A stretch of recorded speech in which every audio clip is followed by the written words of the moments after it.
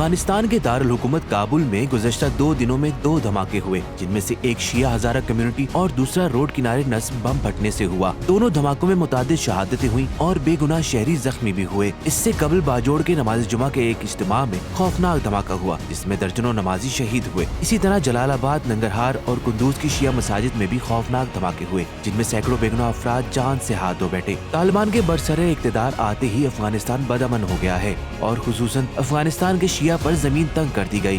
दहशतगर्द ग्रोह दाइश खुरासान एलानिया शिया कुशी के मिशन पर गामजन है और हर दहशतगर्दी की जिम्मेदारी भी कबूल करती है, लेकिन शिया की हिफाजत और दिफा के लिए कोई खास हिकमत अमली नजर नहीं आती। याद रहे कि तालिबान ने इस हफ्ते दाइश के खिलाफ ऑपरेशन का आगाज किया है, लेकिन इसमें भी कोई खातिर खा कामयाबी नजर नहीं आ रही। अफगानिस्तान में दहशतगर्दी का निशाना बनने वाले तबकात को अपने दिफा के लिए खुद मुतहरिक होने की जरूरत है, ताकि कीमती जानों और असासों की हिफाजत कर सके।